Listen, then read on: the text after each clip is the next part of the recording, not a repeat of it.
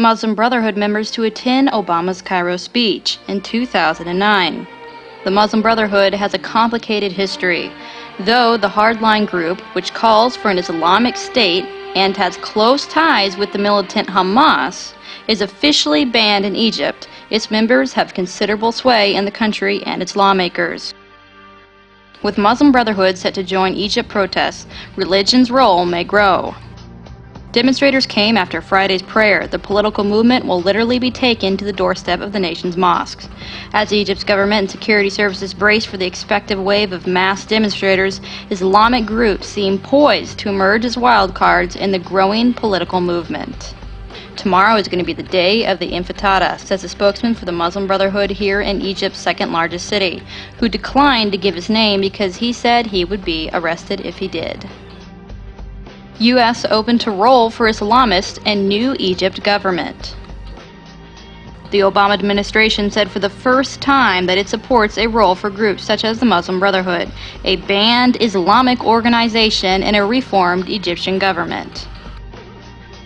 Israel silently watching the unfolding of two new fronts. Middle East experts predict that however the Egyptian uprising turns out, and whichever direction it is pushed and pulled by the United States, it will end in a new election and a new civilian government in which the Muslim Brotherhood will be substantially represented. Flexing his new muscles, the head of the Muslim Brotherhood of Jordan and a close ally of Hamas said on January 29th, Egypt's unrest will spread across the Middle East, and Arabs will topple leaders allied with the United States. Iran backs Egypt's revolution of the noble. Iran on Sunday praised Egypt's revolution of the noble and slammed Western governments' backward reaction to the uprising in the Arab nation. Iran's new foreign minister also hoped that Egyptians' high aims and national demands and resurrection of their glory could be achieved in the very near future.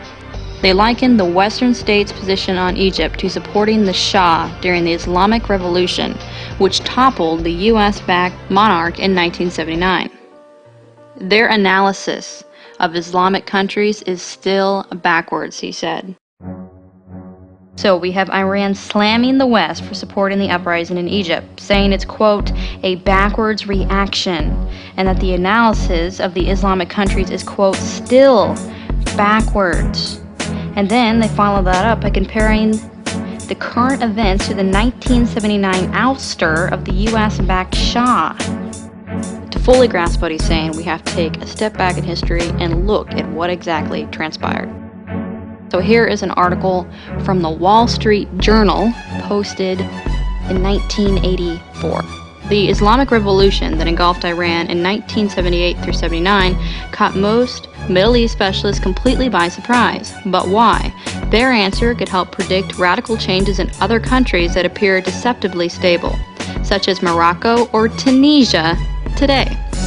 During the rule of the Shah, Western analysts from both the mainstream and the left misgauged the political currents, although for different reasons. Both liberals and conservatives succumbed to the happy illusion that Iran was westernizing smoothly.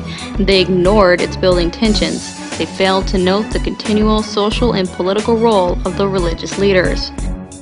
They underestimated the continuing and in some regards even growing social problems.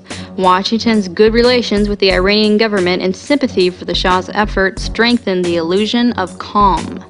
Analysts on the left made the opposite mistake. They judged Iranians to be the passive victims of imperialism, unable to resist their government. The left foresaw no shakeup in Iran so long as the Shah kept the support of the major foreign powers.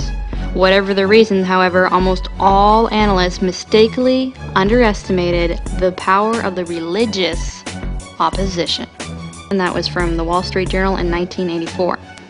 Just like all the uprising we are seeing today, Iran's revolution began with the popular democratic movement, and it ended with the establishment of one of the world's primary Islamic states. And that is something to remember. Now, with that into consideration, let's jump forward to an article released in 2010 on Fox News, as I believe this is another important puzzle piece.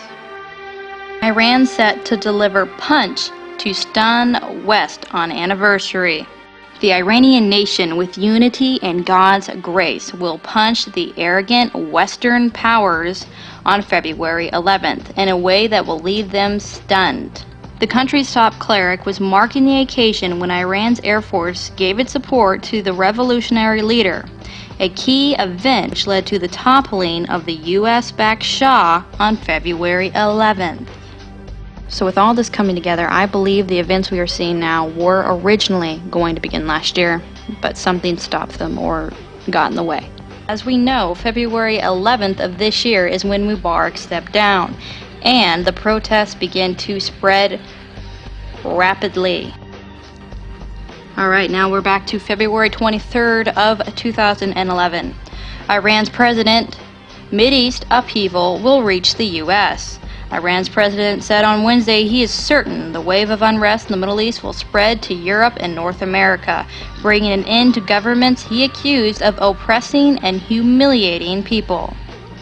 Iran's hardline leaders have sought to claim some credit for the uprising in the Arab nations, saying they are evidence that its 1979 Islamic Revolution, which ousted the U.S.-backed Shah, is being replayed.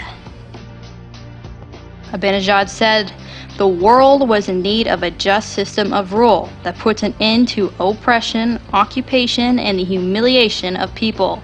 It's a wave that's coming," he said. "The world is on the verge of big developments. Changes will be forthcoming and will engulf the whole world, from Asia to Africa and from Europe to North America," Ahmadinejad told a news conference on Wednesday. So you see, I think this has been in the planning for some time now. What we're seeing is not just a sporadic uprising of people. This is planned, and now we are seeing the replaying of the 1979 revolution. Except at this time, it's not just one U.S. ally in the Middle East. It's all of them. Now, going back to what the Muslim Brotherhood leader said, Egypt's unrest will spread across the Middle East and Arabs will topple the leaders allied with the United States.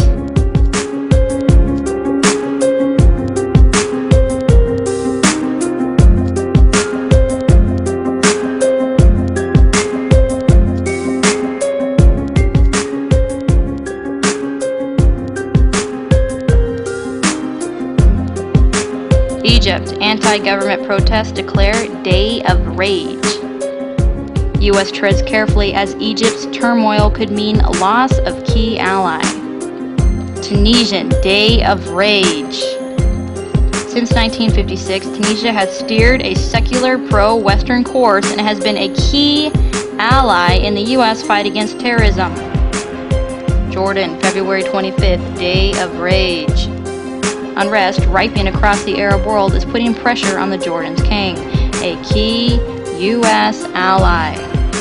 Jordan emerges as key CIA counterterrorism ally.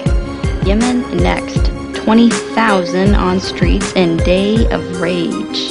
Tens of thousands protest Yemen president, a key U.S. ally. The West is particularly concerned about the instability in Yemen, home of the terrorist network Al-Qaeda. Algeria prepares for day of protests. U.S. eyes Algeria as key partner in war on terror. Bahrain activists and day of rage. U.S. concerns grow over Bahrain, a key Gulf ally. The United States urged Bahrain on Thursday to show restraint as concerns deepened over the unrest in the cornerstone for the U.S. military power in the region and a strategic ally on oil supply lines from the Gulf.